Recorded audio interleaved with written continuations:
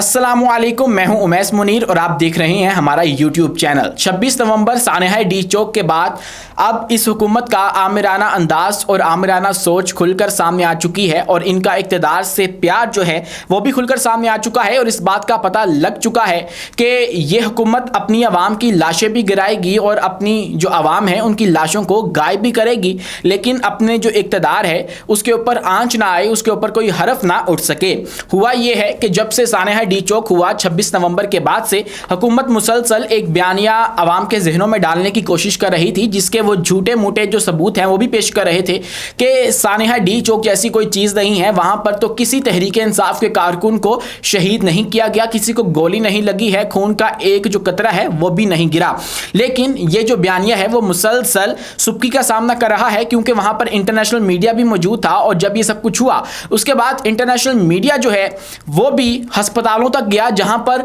उन जो जख्मी लोग थे उनको ले जाया गया और उन्होंने जाकर इसके ऊपर तहकीकात की, जिसके बाद बीबीसी की एक रिपोर्ट आई जिसने हुकूमत को बुरी तरह से एक्सपोज कर दिया। और मोहसिन नकवी जो बार बार सबूत मांग रहे थे कि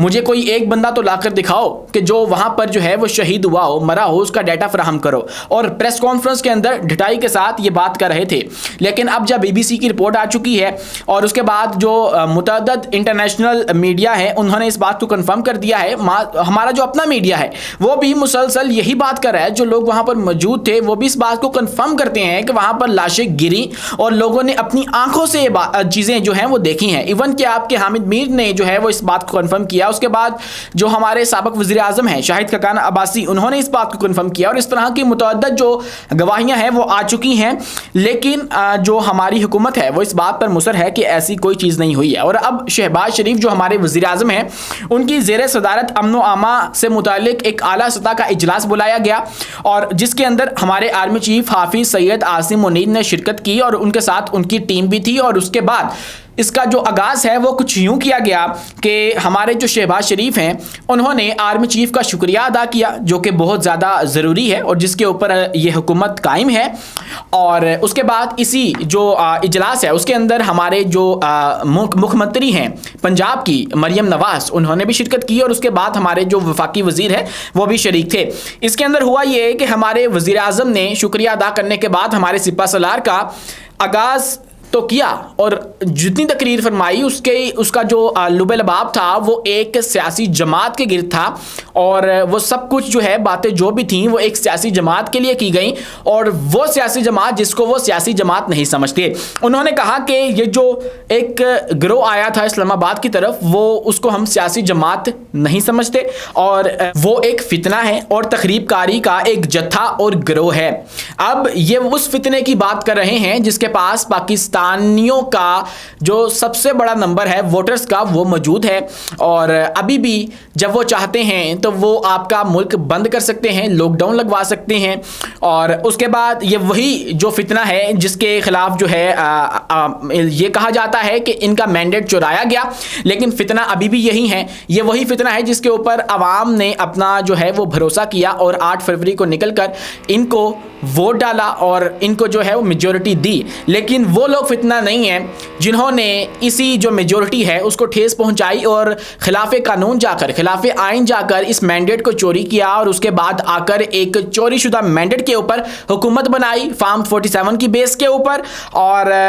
उसके बाद आकर हमें ये बताया जा रहा है कि वो जिसको अवाम ने चुना, जिसके ऊपर अवाम ने भरोसा किया, वो फितना है और तखरीबकारी का एक जत्था है और गिरोह है। पता नहीं कैसे ये लोग हैं, मुझे समझ नहीं आती कि अपने ये ग्राउंड से कितना कटे हुए हैं। इनको पता ही नहीं ग्राउंड लेवल पर अवाम सोचती क्या है। अवामी राय को एक तो ये कत्ल करते हैं, बार बार कत्ल करते हैं, अदलिया को इन्होंने कंट्रोल कर लिया, आपके सतून हिला कर रख दिए रियासत के जिनके ऊपर रियासत कायम होती है। लेकिन अभी भी इनको ये नहीं पता कि अवाम के दिलों में इनके लिए कितनी नफरत मौजूद है और उस सारे जो नफरत है उसको टैकल करने के लिए इन्होंने रखे हुए हैं छोटे छोटे लोग, मतलब बड़े लोग हैं लेकिन कद छोटा है उनका,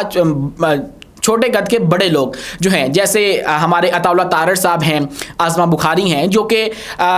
लोगों के ऊपर बिलो द बेल्ट जाकर कमेंट भी करते हैं और उसके बाद प्रोपेगेंडा जो है वो भी संभालते हैं। अभी जब ये सारा वाकया हुआ सानिया डी चौक का, मुसलसल कुछ फुटेजेस शेयर की जाती रही और बताया जाता रहा कि ये देखें ये पीटीआई के लोग हैं जो सब कुछ कर रहे हैं, जबकि वो फुटेजेस जो है वो मुकम्मल तौर पर गलत थी। और उसके बाद जो कुछ उन्होंने झूठ फैलाया वो भी पीछे नहीं है फेक न्यूज़ फैलाने में। तो ये सारा मामला जो है वो होता रहता है और अब शहबाज शरीफ ने जो है वो शुक्रिया बाकायदगी से अदा किया है जिनका करना चाहिए था। और उसके बाद अब जो एक मोहसिन नकवी साहब ने प्रेस कॉन्फ्रेंस की थी, मैंने आपको शुरू में बताया कि उन्होंने कहा था कि सबूत लेकर आओ और बताओ कि कौन शहीद हुआ इस सारे मामले के अंदर। तो वो सबूत जो है पाकिस्तान तहरीक इंसाफ जो है वो क्लेम करने लग गई है। पहले कहा जा रहा था कि 8 लोग जो है वो शहीद हुए हैं, लेकिन अब जो है वो कंफर्मेशन की जा रही है पाकिस्तान तहरीक इंसाफ की जानिब से और 12 ऐसे लोग सामने लाए गए हैं,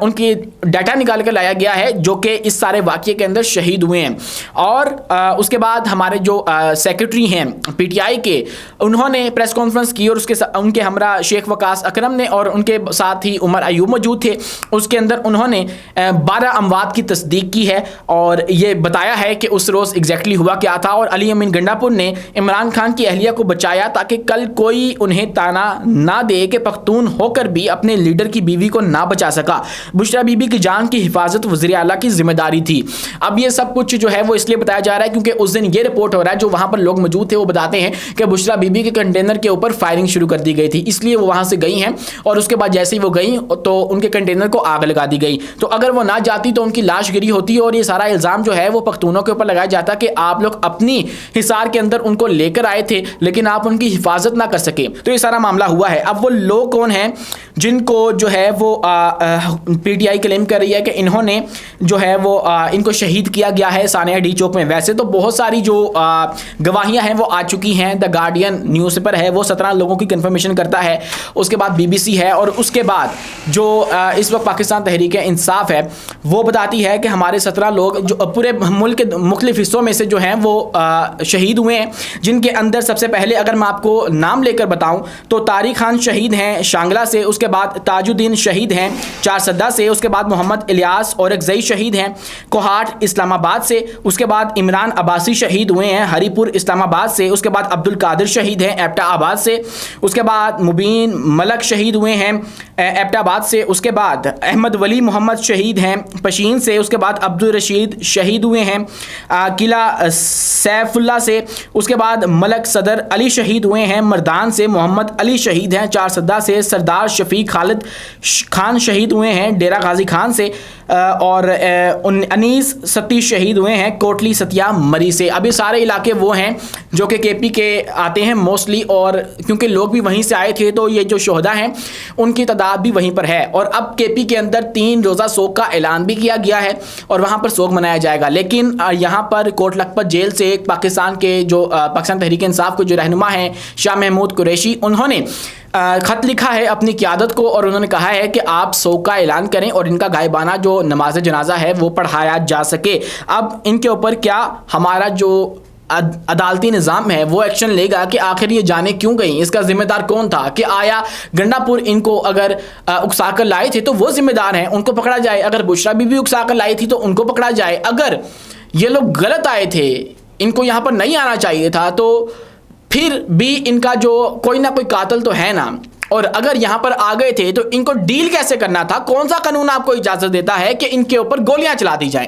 अगर वो खिलाफ कानून आकर भी यहाँ पर आए थे इनको मारा जा सकता था, लाठी चार्ज अगर आपको कंट्रोल करने के लिए था वो हो सकता था। लेकिन अगर आपको वहाँ पर एहतजाज की इजाज़त नहीं मिली और वो वहाँ पर पहुँच चुके हैं तो क्या उनको गोलियाँ मारी जानी थी? ये किस कानून के तहत किया गया?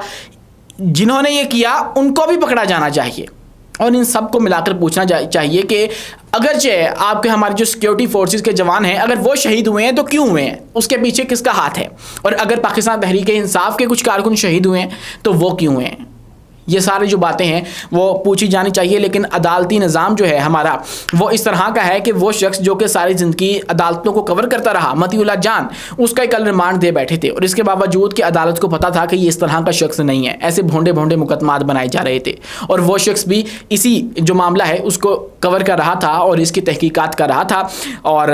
वो मामला जो है वो छुपे नहीं छुपा, जिसको ये छुपाने की कोशिश कर रहे थे। पहले लाशों को इंतज़ामिया के साथ मिलकर अस्पताल की छुपाने की कोशिश की गई, जब वो नहीं छुपी हैं। कुछ लोगों ने तो खुद भी कह दिया था, जो अब वो गए अस्पतालों के अंदर तो उन्होंने जाकर ये भी कह दिया कि आप लोग ना हमारी पहचान मत बताइएगा, क्योंकि ये हो सकता है कि हमें गिरफ्तार कर लिया जाए। लेकिन उसके बाद जो है प्रेशर ऊपर से भी आया कि आप लोग इनका डाटा जो है उनको रजिस्टर मत करें। लेकिन ये तमाम पर चीज़ें जो हैं वो नहीं छुप रहीं और BBC को एक डॉक्टर ने बताया पिम्स अस्पताल के मैंने उस रात इतनी सर्जरियां की कि जितनी आज से पहले मैंने ज़िंदगी में नहीं की थी। ये सारी जो है वो भी हकीकत है और ऑन रिकॉर्ड है। आप पाकिस्तानी मीडिया को झुठला सकते हो, आप सोशल मीडिया को झुठला सकते हैं कि बहुत झूठ फैलाता है, हम मानते हैं बहुत झूठ फैलाते हैं, लेकिन आप BBC की रिपोर्ट को किस तरह झुठलाएंगे? वो अपने ज़राए से कंफर्म कर रहे हैं कि पिम्स का एक डॉक्टर कह रहा है कि मैंने इतनी सर्जरियां नहीं की पूरी रात के अंदर, पूरी ज़िंदगी के अंदर जितनी मैंने उस रात की हैं। तो वो सारे लोग कहाँ पर गए? तो इससे सारा मामला जो है वो खुलकर सामने आ जाता है। अपने मेज़बान उमैस मुनीर को दीजिए इजाज़त, मिलते हैं अगली वीडियो में नई मालूमात के साथ।